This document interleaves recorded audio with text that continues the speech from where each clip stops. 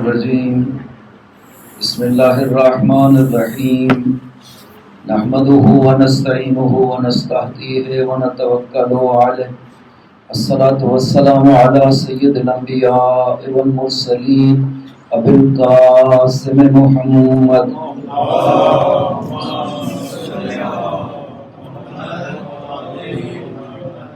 وعلى آله الطيبين الطاهرين المعصومين سيما بقية الله الأعظم في الأرضين ولعنة الله على أعدائهم أجمعين أما بعد بسم الله الرحمن الرحيم ثم أورثنا الكتاب الذين اصطفينا من عبادنا صلوات محمد اللهم صل على محمد. آپ سے گزارش ہے میں جو سب مرحومین کے لیے خصوصاً والدین تایا مرحوم راج عاشق مرحوم راج نصیب مرحوم ان کے ایصال ثواب کے لیے ایک مرتبہ سورہ فاتحہ 3 مرتبہ سورہ توحید.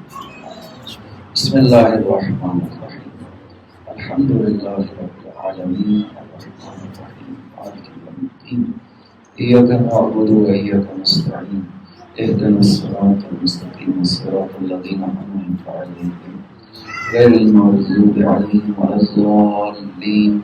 بسم اللہ الرحمن الرحیم قل هو اللہ احد اللہ الصمد لم یلد ولم یولد ولم یکن له کفوا احد. بسم اللہ الرحمن الرحیم قل هو اللہ احد اللہ الصمد لم یلد ولم یولد ولم یکن له کفوا احد. بسم اللہ الرحمن الرحیم قل هو اللہ احد اللہ الصمد لم یلد ولم یولد ولم یکن له کفوا احد. اللهم بارك الزهراء وأبيها وبنيها وبنيها اغفر للمؤمنين والمؤمنات والمسلمين والمسلمات خصوصا منهم المخصوصين والمخصوصات بفضلك ورحمتك يا أرحم الراحمين صلوات محمد صلی علی محمد وآل محمد وعجل فرجهم. جو ایام گزر گئے 25 ماہ شوال یہ یوم شہادت ہے امام جعفر صادق علیہ السلام.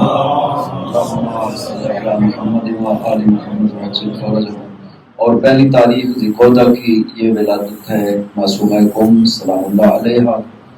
یہ ایام معصومین کی ان بڑی بڑی ہستیوں کے ساتھ منسوب ہیں اور خداوند عظیم انسان کو توفیق دے اور انسان ذکر آل محمد میں زندگی کا جو وقت بھی بسر کرے وہ اس کی زندگی کا قیمتی ترین وقت ہے. اور ائمہ طاہرین کے لحاظ سے ہماری توجہات چونکہ بہت زیادہ نہیں رہتی ہیں. ائمہ طاہرین جو خصوصاً بیچ والے ائمہ طاہرین ہیں ان کے حوالے سے ایک تشنگی شیعت میں پائی جاتی ہے کہ امام پاک کی ایک تو مشترک خصوصیات ہیں ائمہ طاہرین کی اور ایک وہ خصوصی عمل کرد ہے جو معصوم اپنے دور کے لحاظ سے کس انداز سے ہدایت الہی کا فریضہ انجام دیا ہے. یہ باتیں ہیں جو معصوم کی زندگی اور اس نورانیت کو دیکھنے کے نتیجہ میں خود ہماری زندگی بھی نورانی ہوتی ہے اور ہماری زندگی پہ بھی اس کے مثبت اثرات پڑتے ہیں. جب ہم کسی معصوم کے سیرہ کو ذکر کرتے ہیں مطالعہ کرتے ہیں تو ضرورت ہے ہمارے ممبروں سے اگرچہ یہ وقت تو زیادہ گزر گیا ہے وہ 25 کو تھی تو اس لحاظ سے باوجود اس کے میرا اصرار یہی تھا آغا صاحب پہ کہ یہ ہم امام جعفر صادق علیہ السلام کے عنوان سے ہی اللہم صلی علی محمد وآل محمد یہ مجلس رکھیں چونکہ سال میں یہ ایک موقع آتا ہے. امام پاک کسی امام کو اس کی شہادت اور ولادت کے حوالے سے ایک مرتبہ موقع آتا ہے سال میں تو وہ ضائع نہیں ہونا چاہیے اور اس میں امام پاک کا تذکرہ رہنا چاہیے تاکہ ہمارے ذہنوں میں یہ بات ایک نئے سرے سے وجود پذیر ہو سکے کہ امام پاک ائمہ طاہرین کی زندگی کن مشکلات کا شکار رہی اور امام نے منصب امامت کو کن حالات میں سنبھالا اور کس انداز میں امامت کے فرائض کو انجام دیا ہے معصوم نے. اور اس سے اور ساتھ جب ہم اس امام کے حوالے سے گفتگو کرتے ہیں تو معرفت امامت کے لحاظ سے مقام امامت کے لحاظ سے بھی ہماری معرفت میں اضافہ ہوتا ہے. ہر امام چونکہ امامت کے لحاظ سے بیان ہی وہی منصب امامت ہے جو مولا امیر کی ذات میں پایا جاتا ہے یا سید الشہداء کی ذات میں پایا جاتا ہے. منصب امامت علم ایک، فضیلتیں جو خدا نے عطا کی وہ سب ایک. اس لحاظ سے ہر امام کا جب ہم تذکرہ کرتے ہیں تو جو معرفت ہمارا فریضہ ہے، دیکھیں آپ کے ایمان کی قدر و قیمت آپ کی معرفت کے لحاظ سے ہے. اب معرفت کا مطلب یہ نہیں ہے کہ میں نے اپنے اماموں کو پہچان لیا ہے، فلاں امام سے لے کر فلاں امام تک یہ 12 ہستیاں میرے امام ہیں، فلاں تاریخ کو دنیا میں تشریف لائے، فلاں تاریخ کو شہادت. تو یہ معرفت امامت نہیں ہے. معرفت امامت وہ مناسب الہی ہے جو خدا نے انہیں عطا کی ہے. وہ معرفت ہم سے مطلوب ہے. اس معرفت کو جب تک حاصل نہ کریں، اس میں مقام جو ہے اعرف منازل شیعتنا، معصوم کی یہ حدیث ہے کہ شیعہ کی منزلت کو پہچانو ہماری روایات کے لحاظ سے کہ کتنا انہیں ہم سے قرب حاصل ہے، اس سے مقام شیعہ پہچانا جائے گا. میں اکثر یہ بات کہا کرتا ہوں کہ حضرت کا ہی ایک صحابی ہے عبداللہ ابن ابی یعفور، یہ حضرت کی زندگی میں فوت ہو گئے تھے. جوانی میں 28 سال کی عمر میں عبداللہ فوت ہو گئے تھے. اور ان کی وفات کے اوپر جو جملے مولا نے ارشاد فرمائے ہیں، انسان ان جملات کو جب دیکھتا ہے تو پتہ چلتا ہے کہ مقام جو انسان معصوم کی خدمت میں رہ کے حاصل کر سکتا ہے وہ اس معرفت کی بیس پہ اور جسے معصوم سے حاصل ہے کہ معرفت کتنی ہے مقام معصوم کی. اصحاب تو حضرت کے بڑے بڑے بزرگ جو کہ 5ویں امام 4تھے امام کے اصحاب ہیں، وہ بھی بعض ایسی ہستیاں بزرگان باقی تھے جو 6ٹھے امام کے دور تک باقی رہے اور آپ کے اصحاب میں شامل ہوئے، جیسے ابو حمزہ شمالی جیسے افراد کہ یہ باقی رہے آپ کے دور تک اور آپ کے ساتھ صحابیت کا بھی انہوں نے شرف حاصل کیا. لیکن اس کے مقابل میں عبداللہ ابن ابی یعفور یہ بالکل نوجوان تھا. اس کی معرفت کا یہ اندازہ دیکھیں کہ یہ خود کہتا ہے عبداللہ کہ اگر میرے سامنے حضرت ایک انار کے 2 ٹکڑے کر دیں اور مجھ سے ارشاد فرمائیں کہ خدا فرماتا ہے یہ نصف انار حلال ہے اور یہ نصف حرام ہے، تو میرے ذہن میں میرے عقیدہ میں ذرہ برابر بھی شک پیدا طرح سے انسان امام کی معرفت حاصل کر اور امام کو پہچانے، اس لیے کہ امام جو فرماتا ہے وہ حکم الہی ہے. امام ترجمان ہے ذات رسول کا، اور رسول کے لیے خدا نے فرمایا وما ينطق عن الهوى ان هو الا وحی یوحى کہ رسول بولتے ہی نہیں ہیں.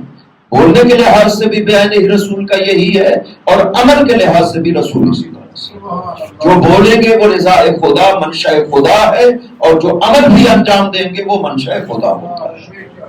ہر امام اسی طرح سے، امام کا عمل بھی امام کی زبان بھی جو کچھ فرماتے ہیں وہ ہے جو منشاء خدا ہوتا ہے. لہذا ائمہ طاہرین کی معرفت. اور یہ عبداللہ بن ابی یعفور جب فوت ہو جاتے ہیں جوانی میں تو حضرت نے یہ ارشاد فرمایا ہے کہ اس دور میں میری امامت پر عبداللہ سے زیادہ یقین کرنے والا کوئی نہیں ہوگا. عبداللہ کو خداوند عظیم محمد والے محمد کے ساتھ محشور فرمائے گا جنت میں، یعنی وہی مقام عطا فرمائے گا جو محمد والے محمد کا مقام اس معرفت کی بیس پہ ہے جو سیاسی. یہی وجہ ہے کہ غیبت میں مسلسل یہ دعا پڑھنے کا ہمیں حکم ہوا ہے. 6ٹھے امام نے ارشاد فرمایا کہ غیبت کے دور میں مسلسل خداوند عظیم سے دعا کرنا، اللہم عرفنی نفسک فإنک ان لم تعرفنی نفسک لم اعرف رسولک. خدایا اپنی پہچان کروانا، اپنی معرفت عطا کرنا، اگر تو نے اپنی معرفت عطا نہ کی میں تیرے رسول کو نہیں پہچان پاؤں گا. اللہم عرفنی نبیک، خدایا مجھے اپنے نبی کی پہچان عطا فرما، معرفت عطا فرما. انک ان لم تعرفنی نبیک لم اعرف حجتک، اگر تو نے نبی کی پہچان نہ کروائی میں تیری حجت کو نہیں پہچان پاؤں گا. اس کا مطلب ہے حجت الہی کو پہچاننا ہے تو مقام رسول کے ذریعے سے پہچانا جائے گا، نہ کہ رسول کو مقام حجت اور خلیفہ کے ذریعے سے پہچانا جائے گا. نہ مقام خلیفہ سمجھنا چاہتے ہیں، مقام حجت الہی کو سمجھنا چاہتے ہیں تو رسول کے مقام سے پہچانیں گے. جو رسول کی جگہ پہ بیٹھ سکتا ہو، علم رسول کا عامل ہو اور رسول کا خلیفہ ہو سکتا. اس لیے تو یہ جملہ فرمایا کہ اگر تو نے اپنے رسول کی پہچان نہ کروائی تو میں تیری حجت کو نہیں پہچان سکوں. کیا ربط ہے رسول کی پہچان میں اور حجت کی پہچان میں؟ اس لیے کہ جو حجت الہی ہے وہ خلیفہ رسول ہے، وہ رسول کی جگہ پہ بیٹھا ہے، رسول کی جگہ پہ وہی بیٹھ سکتا ہے جو مثل رسول علم رکھتا ہو، شریعت کا عالم ویسا ہو جیسے رسول عالم، کتاب الہی کا ویسے عالم ہو جیسے رسول عالم۔ اس لیے تو خدا فرماتا ہے ثم اورثنا الکتاب الذی نصطفینا من عبادنا، ہم نے یہ کتاب وراثت میں دی ہے، یہ قرآن کریم وراثت ہے خدا بند عظیم کی طرف سے۔ خدا فرماتا ہے کہ ہر کسی کو ہم نے اس قرآن کا وارث نہیں بنایا، ہم نے وارث اپنے ان بندوں کو بنایا ہے جن کا استفاء اور انتخاب ہم نے خود کیا ہے۔ وہی ہستیاں حجت الہی بن سکتی ہیں، وہی ہستیاں جانشین رسول بن سکتی ہیں جن کا استفاء خود نے خود کیا ہو خدا بند عظیم نے۔ لہذا اس نے تو یہ نہیں کہا کہ جن کا انتخاب تم نے کر لیا میں نے اسے حجت الہی بنا دی، خدا نے تو یہ نہیں کہا۔ خدا فرماتا ہے کہ نہ، یہ انتخاب بھی میں کروں گا، کتاب کی وراثت بھی میں عطا کروں گا۔ تو جو بھی حجت الہی ہے اس کا علم الہی ہونا چاہیے، یعنی ایسا علم ہو کسی بشر کے سامنے بیٹھ کے حاصل نہ کیا ہو، مقام خدا سے عطا کیا گیا۔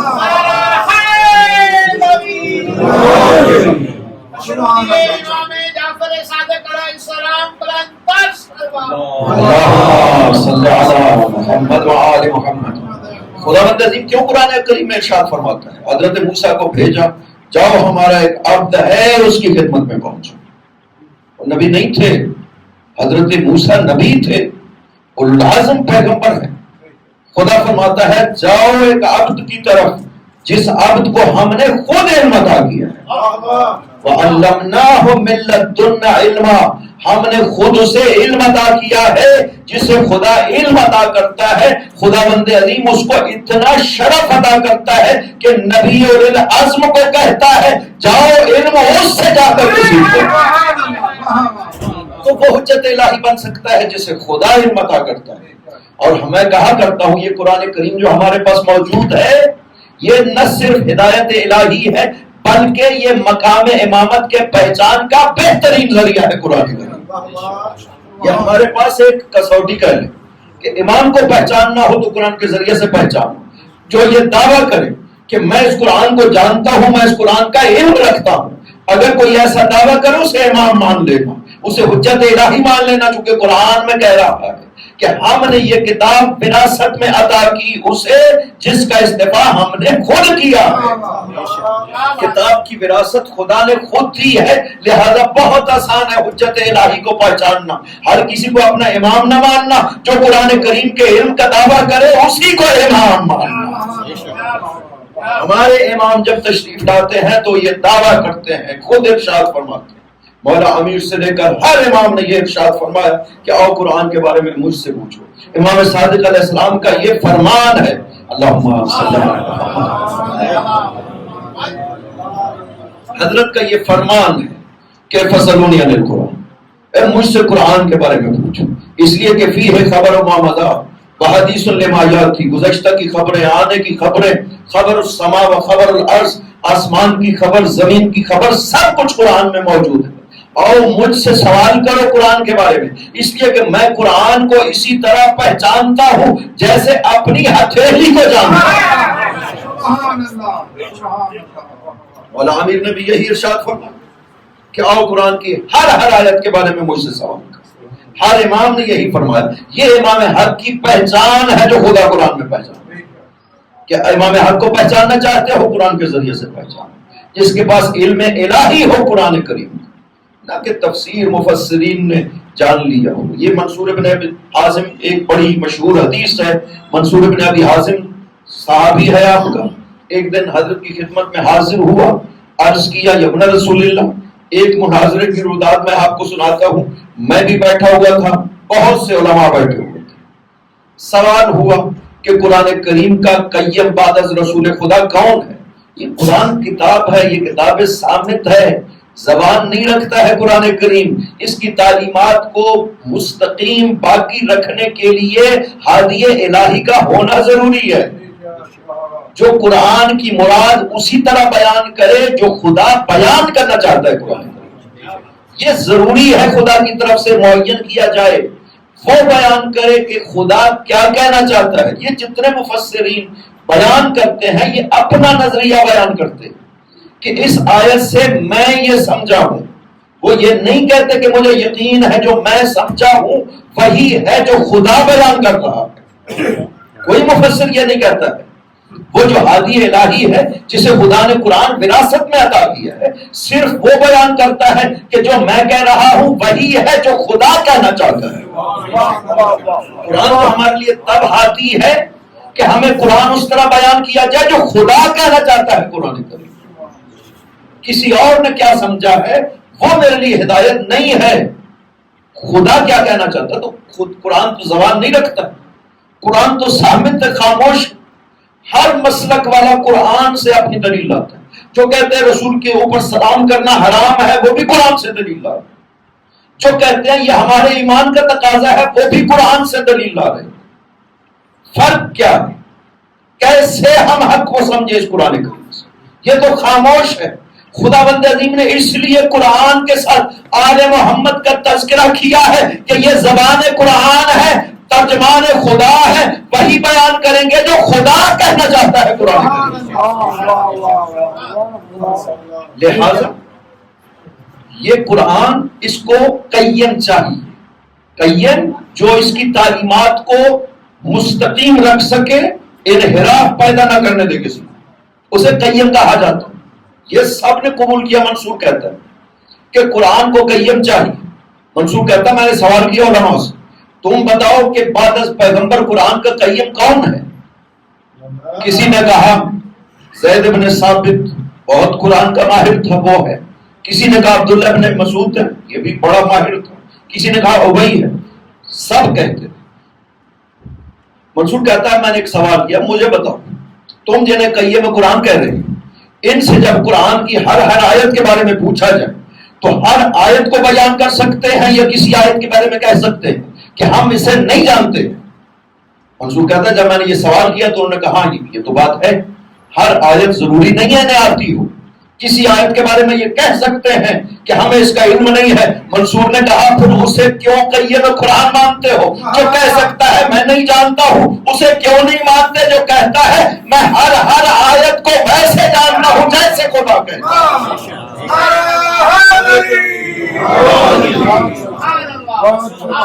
یہ ہستیاں ہمارے پاس موجود ہیں۔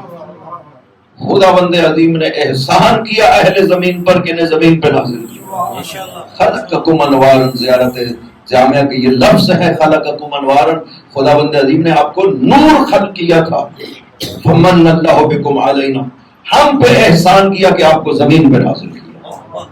کہ حامل علم الہی ہستیاں ہر ایک نے اس منصب کے لحاظ سے ثابت کیا کہ خداوند عظیم نے جو امامت عطا کی ہے وہ اہل امامت ہیں۔ اور ائمہ طاہرین میں سے شیخ الائمہ یعنی دور امامت بھی طولانی ترین، عمر مبارک بھی طولانی ترین، یہ آپ کی خصوصیت ہے۔ 65 سال عمر مبارک اور دور امامت 83 ہجری میں تشریف لائے دنیا میں اور 148 ہجری میں شہادت ہوئی۔ تو یہ جو 65 سال آپ کی عمر مبارک ہے، اس میں دور امامت بھی 35 سال مسلسل، اور سب سے بڑی جو بات ہے وہ یہ ہے کہ دو حکومتوں کے درمیان میں چونکہ وقت آ گیا تھا آپ کا، بنو امیہ کی حکومت کمزور ہو رہی تھی، بنو عباس کی حکومت تازہ برپا ہوئی تھی، لہذا موقع ملا آپ کو نشر علوم آل محمد کرنے کا۔ یہی وجہ ہے کہ 4000 افراد مسجد نبوی میں بیٹھ کر کے قادر صادق قادر باقر کی آوازیں بلند کیا۔ یہ آل محمد کا اثر ہے کہ جب بھی موقع ملا دنیا کے ظلم کی جب بھی کمی ہوئی انہوں نے علم الہی سے روشناس کرایا۔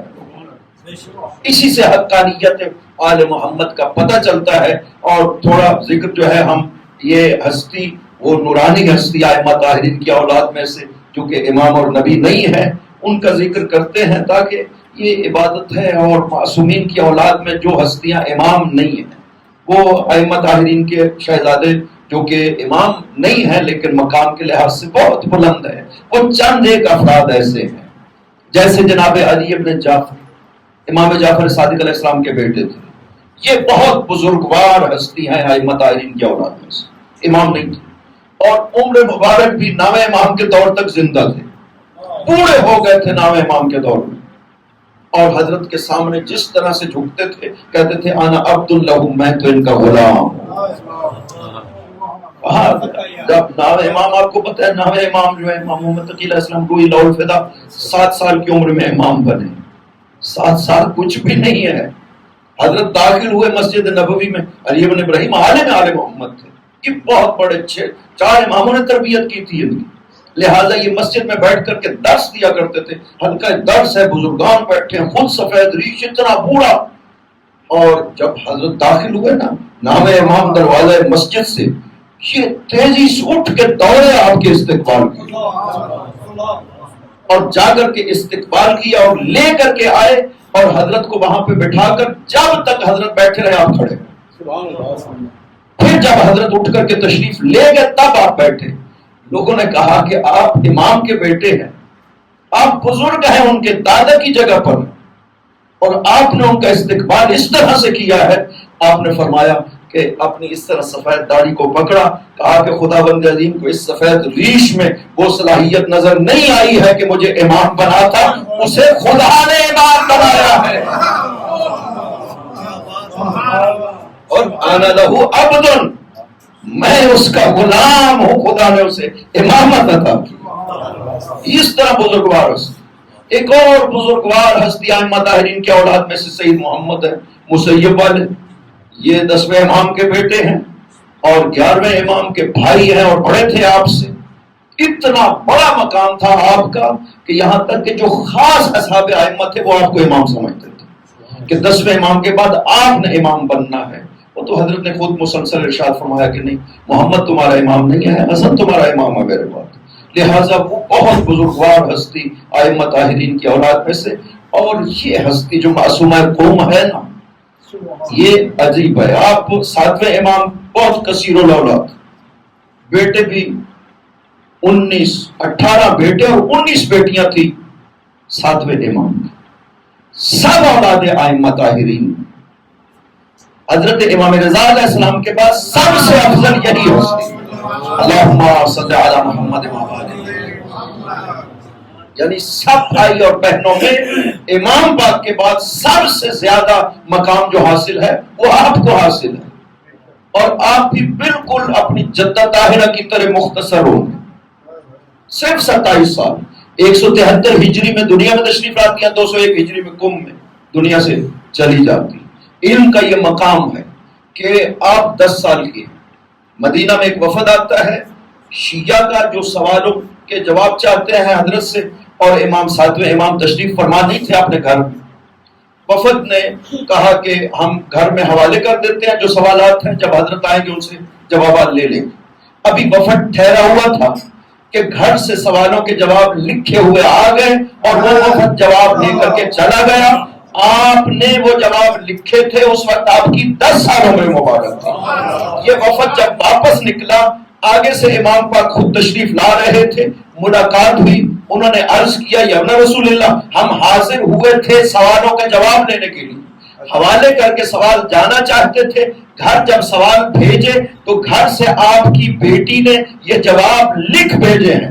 آپ نے خود ملاحظہ کیا ان سوالوں کے جوابات کو، اور جب دیکھا تو سب کے سب جواب درست تھے۔ 3 مرتبہ ارشاد فرمایا فداہا ابوہا، باپ اس ہستی پہ قربان ہو جائے اس کے مقام۔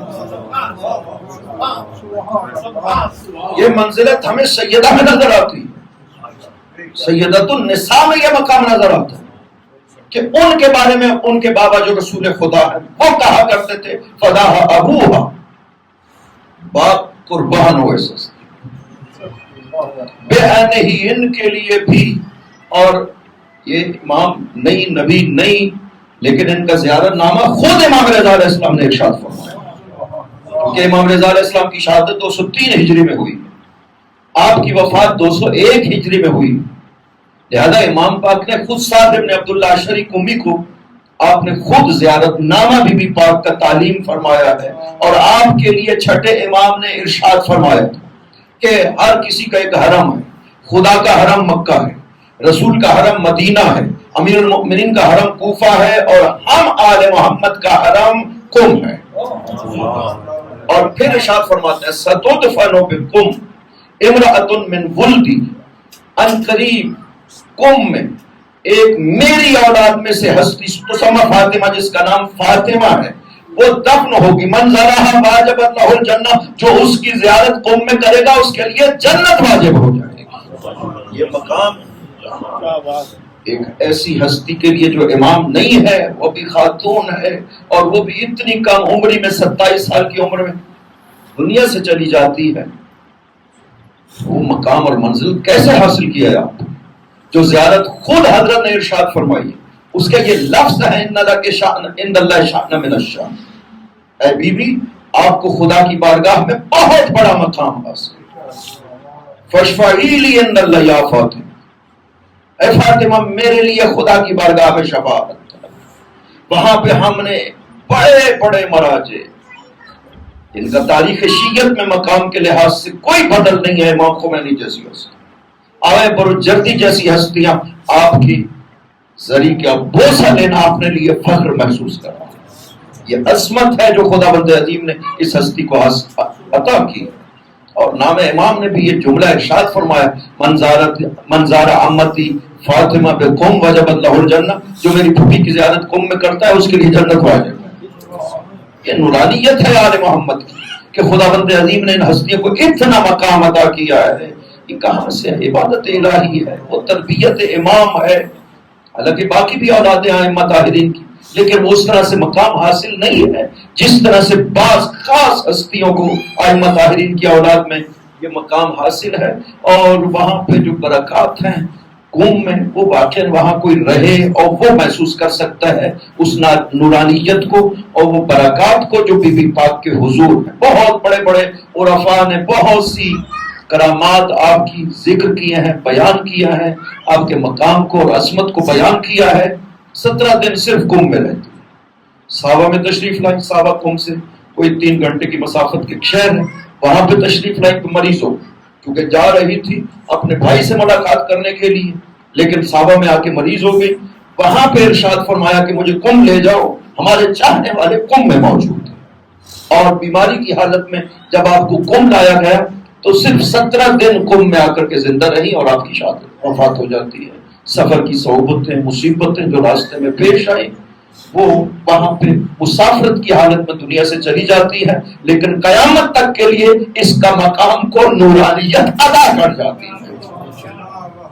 یہ مقام ان ہستیوں کا ہے جو امام نہیں ہے. تو جو ہستیاں امام قرار دی گئی ہیں ان کا مقام و منزلت کیا ہونا چاہیے. اس ہستی کے لیے ان لک عند اللہ شأن من الشأن کہ آپ کو خدا کے حضور بہت بڑا مقام حاصل ہے. ائمہ طاہرین اس سے بلند تر مقام خدا کی بارگاہ میں حاصل ہے. لہذا امام جعفر صادق علیہ السلام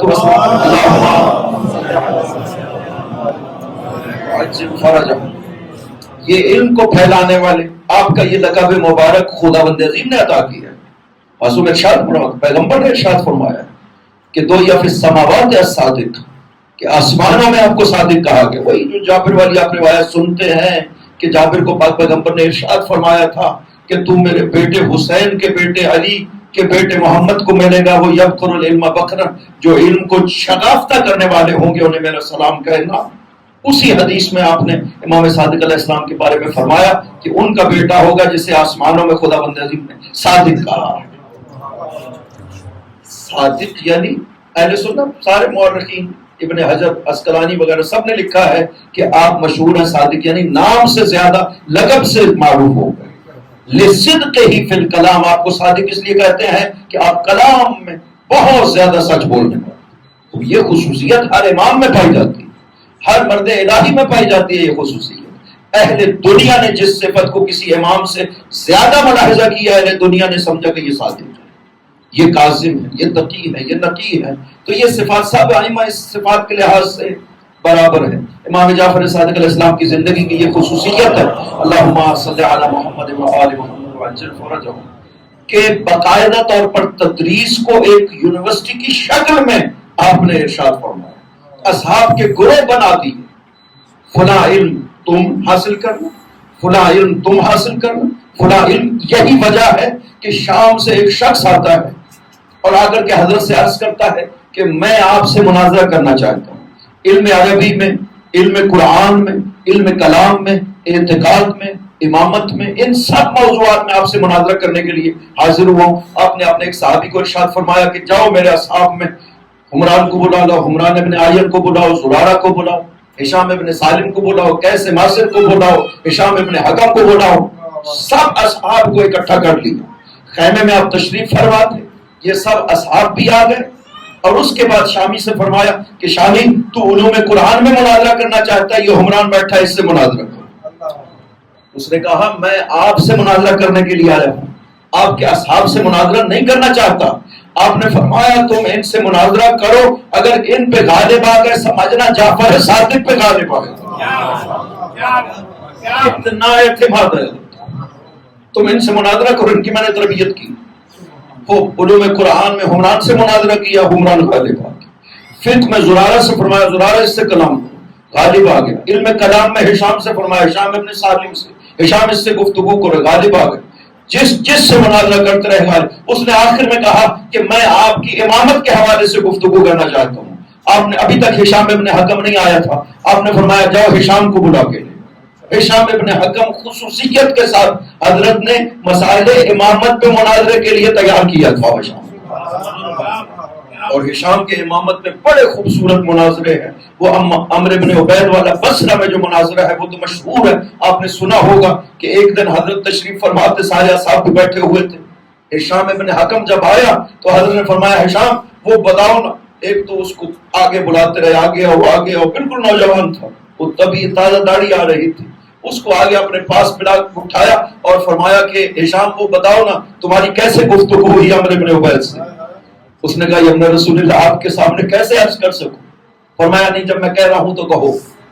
اس نے عرض کیا یا رسول اللہ میں نے سنا نا جب کہ عمرو بن عبید مسجد بصرہ میں بیٹھ کر کے لوگوں کو درس کہتا ہے تو یا رسول اللہ میں پھر گیا، کوفہ میں رہتا تھا، میں گیا بصرہ جا کر کے اس سے گفتگو تو کروں، دیکھوں اس کا علم کیسا ہے. کہتا ہے میں گیا، جمعے کا دن تھا، مسجد بھری ہوئی تھی، لوگ بیٹھے تھے، وہ درس کہہ رہا تھا.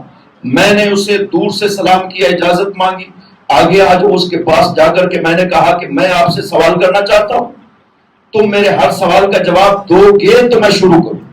اس نے کہا تم سوال کرو. کہا کہ میں یہ بار بار کہہ رہا ہوں کہ جو میں سوال کروں تم جواب دینا. اس نے کہا ٹھیک ہے. ہشام نے سوال کرنا شروع کیا، اللہ کا عین کیا تمہاری آنکھیں ہیں؟ اس نے کہا یہ کیا سوال کر رہے ہو؟ کہا نہیں تم جواب دو جو میں پوچھ رہا ہوں. آنکھیں ہیں؟ اس نے کہا ہاں ہے. کہا کیا کام لیتے ہو آنکھوں سے؟ کہا دیکھنے کا کام لیتے ہو. اللہ کا اذن، کیا کان رکھتے ہو؟ ہاں رکھتا ہوں. کیا سننے کا کام لیتے ہو؟ زبان رکھتے ہو؟ شامہ رکھتے ہو؟ لامسہ رکھتے ہو؟ ہر ایک کے بارے میں پوچھتے رہے.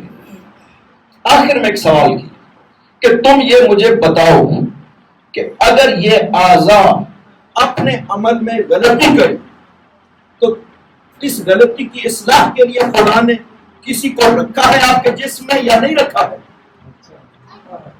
اس نے کہا کہ یہ اعضاء جب غلطی کرتے ہیں تو خداوند عظیم نے عقل کو ان کے اوپر قرار دیا، ان کی غلطی کی عقل اصلاح کرتی. یہ جب اعضاء غلطی کرتے ہیں اپنے عمل میں جو خدا نے ان کے ذمہ لگائے تو خدا نے اس کے اوپر عقل کو حاکم بنایا، وہ ان کی اصلاح کرتا ہے تاکہ یہ غلطی نہ کر سکے. اس نے کہا عمرو بن عبید خداوند عظیم نے تمہارے بدن کے اعضاء کو بھی بغیر امام کے نہیں چھوڑا، یہ بتاؤ پوری کائنات کو امام کے بغیر کیسے چھوڑا؟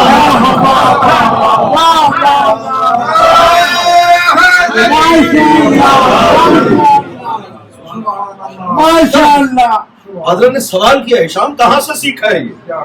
اس نے کہا مولا جو آپ فرماتے رہے اسی سے سیکھا ہے. فرمایا یہ خداوند عظیم نے قرآن آسمانی کتابوں میں ارشاد فرمائی ہے یہ دلیل جو تم نے کہی. یہاں پہ بھی جب اس شامی نے کہا کہ میں آپ کی امامت کے حوالے سے گفتگو کرنا چاہتا ہوں، فرمایا ہشام ابن حق. جب ہشام آ گیا فرمایا شامی یہ ہشام بیٹھا اس سے گفتگو کر. ہشام کے مقابل بیٹھ گیا شام. شامی نے کہا کہ تم سوال کرو گے یا میں کروں؟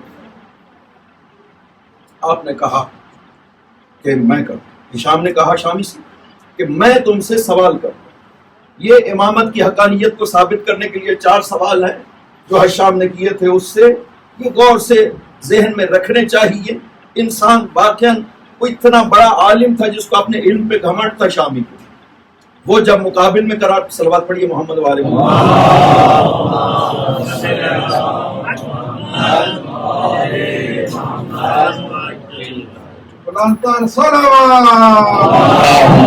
صلی علی محمد وآل محمد وعجل فرجہ. 4 سوال جناب ہشام نے شامی سے کی. پہلا سوال یہ بتاؤ کہ خدا بندوں پہ زیادہ شفقت کرنے والا ہے یا بندے اپنے آپ پہ زیادہ شفقت کرنے والے؟ اس نے کہا خدا بندے عظیم. کہا دوسرا سوال یہ ہے کہ اگر خدا بندوں پہ زیادہ شفقت کرنے والا ہے تو یہ بتاؤ اس نے بندوں پہ حجت تمام کی ہے یا نہیں کی ہے؟ اس نے کہا حجت تمام کی ہے خدا بندے عظیم. تیسرا سوال، وہ جو خدا نے حجت تمام کی ہے وہ کیا ہے؟ شامی نے کہا سنت رسول. وہ جو حجت اس نے تمام کی ہے وہ سنت رسول ہے. چوتھا سوال ہشام نے یہ کیا، بتاؤ اس حجت کے تمام ہونے کے بعد مسلمانوں میں اختلاف موجود ہے یا موجود نہیں ہے؟ اگر اختلاف موجود ہے تو وہ حجت نہیں ہے جیسے تم حجت سمجھ رہے ہو. اب شامی خاموش ہو گیا. شامی کہتا ہے میں کیا کہوں، اختلاف ہے وہ تو ہے، چونکہ میں شام سے آیا اس لیے ہوں کہ اختلاف پایا جاتا ہے. اگر کہتا ہوں کہ اختلاف نہیں ہے تو یہ غلط ہے. اگر کہتا ہوں اختلاف ہے تو اس کا مطلب ہے جسے ہم حجت الہی کہہ رہے ہیں وہ حجت نہیں ہے، چونکہ حجت الہی کا مطلب ہی یہی ہے کہ اختلاف باقی نہیں رہنا چاہیے. شامی خاموش ہو گیا. اس نے کہا ہشام تم نے مجھے ایسا گرفتار کیا ہے کہ میں کچھ بھی نہیں کہہ سکتا.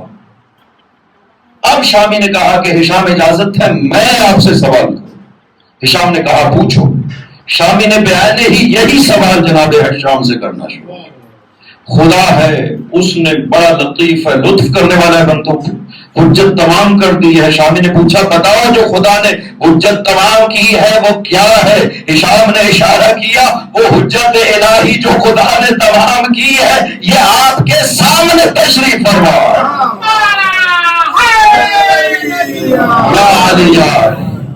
شامی نے کہا ہشام تم نے میرے لیے راہ معین کر دیا ہے، لہذا مجھ پہ حق بنتا ہے کہ میں نے جو پوچھنا ہے اس حجت الہی سے پوچھوں.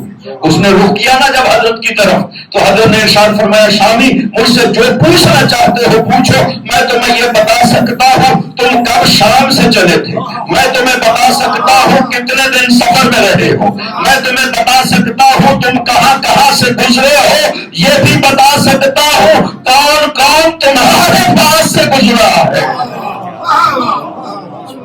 جب تک علم الہی نہ ہو، کائنات کے اوپر نظر نہ ہو، امام حق نہیں بن سکتا، حجت الہی نہیں بن سکتا. پوری کائنات کا امام ہے، صرف سامنے والے انسانوں کا امام نہیں ہے. بلکہ سے افغانستان کے علاقے سے ایک مومن آتا ہے حج پر تاکہ حج کرے اور پھر حضرت کی زیارت بھی کرے. ہر سال آتا اور ہر سال حج سے پہلے ہی وہ ہدایہ اکٹھا کرتا، تحفے اکٹھے کرتا. بیوی پوچھتی کیا کرنا، کہا میں وہاں اپنے امام کی خدمت میں جاتا ہوں حج کے بعد اور یہ حضرت کی خدمت میں پیش کرتا ہوں. ایک سال بیوی نے کہا کہ تم تو اتنے تحفے لے جاتے ہو، کبھی امام نے بھی تمہیں تحفہ دیا ہے؟ اس نے کہا وہ کائنات کے مالک ہے، ہمارے تحفوں کے محتاج نہیں ہے، یہ ہمارا خلوص ہے جو ہم لے جاتے ہیں، انہیں ان چیزوں کی ضرورت نہیں ہے. یہ جب آیا حج کے بعد حضرت کی خدمت میں گیا، حضرت تشریف فرما تھے، کھانے کا وقت ہو گیا. حضرت نے فرمایا کہ پانی لے آؤ. ہاتھ دھوتے ہیں، کھانا شروع کرتے ہیں. برتن نیچے پڑا ہے، حضرت کے ہاتھ دھلا رہا ہے، پانی گرتا رہا، ایک حصہ برتن کا بھر گیا. آپ نے فرمایا یہ کیا ہے؟ اس نے عرض کیا پانی ہے. آپ نے فرمایا نہیں یہ در ہے، یہ موتی ہے، دیکھا در بن گئے. دوسرا حصہ پانی، فرمایا زبرجد ہے، زبرجد بن گیا. تیسرا حصہ زمرد ہے، زمرد بن گیا. جب بھر گیا وہ برتن موتیوں سے، آپ نے ارشاد فرمایا یہ ہماری طرف سے اپنی زوجہ کو ہدیہ دینا کے امام نے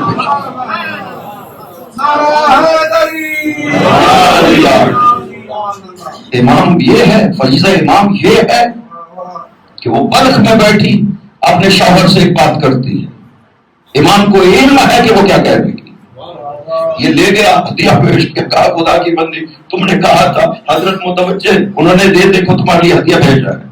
اور جب دیکھا تو اسے مقام امامت کا جب یقین ہوا تو کہتی ہے کہ مجھے بھی لے جاؤ، میں بھی اپنے امام کی زیارت کرنا چاہتی ہوں. یہ لے آئے. جب ایک منزل مدینہ سے دور تھے نا، وہ بیمار ہو گئی، اتنی بیمار ہوئی کہ مرض موت میں. اس نے کنیز کے ساتھ اسے خیمہ میں چھوڑا اور خود حضرت کی خدمت میں پہنچا. کہتا میں جب داخل ہوا حضرت تشریف فرما تھے، سرخ لباس سے تن کیا ہوا تھا. میں نے سلام عرض کیا، آپ نے جواب دیا. میں نے عرض کیا یبنا رسول اللہ. وہ کنیز آ رہی تھی آپ کی زیارت کو، ایک منزل دور اس کی وفات ہونے والی ہے، چھوڑ آیا ہوں. آپ نے فرمایا تم واپس جاؤ، وہ بالکل ٹھیک ہے، کھانا کھا رہی ہوگی، جاؤ تم واپس. کہتا میں واپس آیا، خیمے میں دیکھا کہ کنیز اسے کھانا کھلا رہی. میں تعجب کیا، میں نے کہا کیا ہوا؟ میں تو تمہیں اس حالت میں چھوڑ گیا تھا کہ مرنے والی تھی، زندہ کیسے ہو گئی؟ اس نے کہا کہ تم چلے گئے، ملک الموت آیا، میری روح کو قبض کر لی. روح قبض کر کے جب نکل رہا تھا تو خیمے میں ایک ہستی داخل ہوئی جس نے سرخ لباس پہنا ہوا تھا. ملک الموت نے سلام عرض کیا، یا حجت اللہ، السلام علیکم یا حجت اللہ. آپ نے ملک الموت سے ارشاد فرمایا ملک الموت تمہیں خدا نے کیا حکم دیا؟ عرض کیا خدا نے مجھے حکم دیا ہے کہ آپ کی اطاعت کروں. فرمایا میں نے خداوند عظیم سے مانگ لیا ہے 30 سال کے لیے اس کی عمر میں اضافہ کیا جاؤں گا، اس کی روح کو واپس کر دوں. یہ ہے امام حق، حجت الہی. پوری زمین پہ خداوند عظیم نے جن کو حاکم بنایا، خلفاء فی ارضہ، اپنی زمین میں اسے اپنے خلیفے بنائے، اپنا نائب بنایا ہے زمین میں، خلیفہ الہی بنایا ہے زمین میں. وہ نظر رکھتے ہیں. لہٰذا اسی وجہ سے حضرت کا ایک جملہ ہے، جب زیارت کرنا چاہتے ہیں، کسی نے آ کر پوچھا یبنا رسول اللہ آپ کی خدمت میں نہیں پہنچ سکتے، کیسے آپ کی زیارت کریں؟ فرمایا گھر کی چھت پہ چڑھ جاؤ نا، ہماری طرف رخ کر کے کہنا السلام علیکم یا ابا عبد اللہ. آپ کا سلام ہم سنتے ہیں، آپ کا سلام ہم تک پہنچتا ہے. آل محمد اس طرح سے تھے، جانشین رسول. خداوند عظیم نے ان کو ہر لحاظ سے ترجمان رسول قرار دیا. ائمہ طاہرین سے کبھی کسی عمل رسول کے بارے میں پوچھے، ان کو سند کی تھوڑی ضرورت ہے. آپ نے فلاں سے سنا، اس نے فلاں سے سنا کہ رسول یہ عمل اس طرح سے انجام دیا کرتے تھے. اگر امام بھی اس طرح بیان کرنا چاہے وہ خلیفہ رسول نہیں بن سکتا ہے جو لوگوں کی سند کے ذریعے سے بیان کرے کہ رسول نماز کیسے پڑھا کرتے تھے، رسول وضو کیسے کیا کرتے تھے، رسول بیٹھتے کیسے تھے، کھڑے کیسے ہوتے تھے. ہر عمل اس امت کے لیے رسول کا جاننا ضروری ہے تاکہ سنت رسول کا پتہ چل سکے. اور جو سند کا محتاج ہو اسے کیا پتا. یہ دیکھیں نا سب سے بڑی بدبختی مسلمانوں کی کہ یہ نماز جو اتنی دفعہ رسول کو پڑھتے ہوئے دیکھتے تھے، آج کوئی مسلمان بتا سکتا ہے کہ یقیناً رسول نماز کیسے پڑھا کرتے تھے؟ عمران ابن حسین کہتا ہے، یہ صحیح بخاری میں روایت موجود ہے، عمران ابن حسین کہتا ہے کہ بصرہ کے دن جب مولا علی نے نماز پڑھائی، یہ جنگ بصرہ، جنگ جمل جسے کہتے ہیں، وہ ہو گئی، وہاں پہ بصرہ کی مسجد میں مولا امیر نے نماز پڑھائی. عمران بن حسین ساتھ بیٹھے ہوئے صحابی سے کہتا ہے کہ ذکرنی حاضر رجل صلاۃ رسول اللہ، آج علی نے ہمیں نماز رسول یاد کروا دی ہے. ہم نے رسول کی نماز بھی. جابر بن عبداللہ انصاری سے کسی نے کہا کہ تم لوگ تو رسول کے ساتھ رہے ہو، تم خوش قسمت ہو. رو پڑے کہا تمہیں پتہ نہیں ہے ہم نے رسول کے بعد دین سے کیا کیا، ہم نے نماز تک بدل دی ہے رسول خدا. اگر نہیں بدلی تو آج مسلمان ایک جیسی نماز کیوں نہیں پڑھتے؟ یہ نماز میں مسلمانوں کا اختلاف بتاتا ہے کہ انہوں نے دین رسول کو بدل دیا تھا بعد از رسول. تو ایسی ہستیاں ہونی چاہیے جو ہمیں یقیناً عمل رسول بتا سکے کہ رسول ایسے کیا کرتے تھے. میں یہ واقعات اکثر ذکر کرتا ہوں کہ خواب میں صدیر سیرفی نے، جو آپ کے ساتھ واقعہ پیش آیا، صدیر سیرفی نے خواب میں دیکھا، کہتا میں نے رسول خدا کو خواب میں دیکھا، تشریف فرمایا، کھجوریں کھا رہے ہیں. میں نے سلام عرض کر کے عرض کیا ات ابن یا رسول اللہ، مجھے بھی کھجور عطا کی. آپ نے ایک کھجور عطا کی، میں نے کھا لی. پھر سوال کیا ات ابن یا رسول اللہ، اخرى ایک اور عطا کریے. پھر عطا کی. میں مانگتا رہا آپ دیتے رہے. 8 کھجوریں جب میں کھا چکا پھر میں نے مانگی, آپ نے فرمایا یہ کافی ہے تمہارے لیے. خواب سے بیدار ہوا, میں حضرت کی خدمت میں حاضر ہوا مدینہ میں, سلام عرض کیا, دیکھا حضرت کے سامنے کھجوریں پڑی تناول فرما رہے. میں نے عرض کیا یا ابن رسول اللہ اطعمنی, مجھے بھی عطا کرے.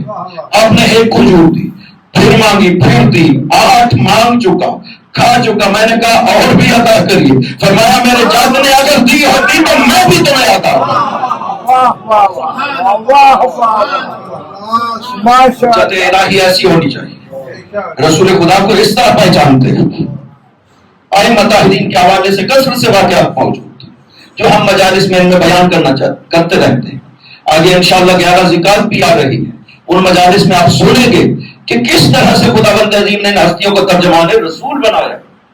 رسول خدا کی ہر عمل کے لحاظ سے ائمہ اسی طرح بیان کرتے ہیں جیسے اپنے عمل کو بیان کیا جاتا ہے. کبھی نہیں کہتے کہ ہماری سند, ہمیں فلاں نے بتایا کہ رسول وضو ایسے کیا کرتا تھا, ہمیں فلاں نے بتایا کہ رسول نہ اس طرح سے نہیں اس طرح سے فرمایا کرتے تھے. نا, امام خود بتاتا ہے کہ ہمارے جد اس طرح سے بیٹھا کرتے تھے, اس طرح سے سواری فرمایا کرتے تھے.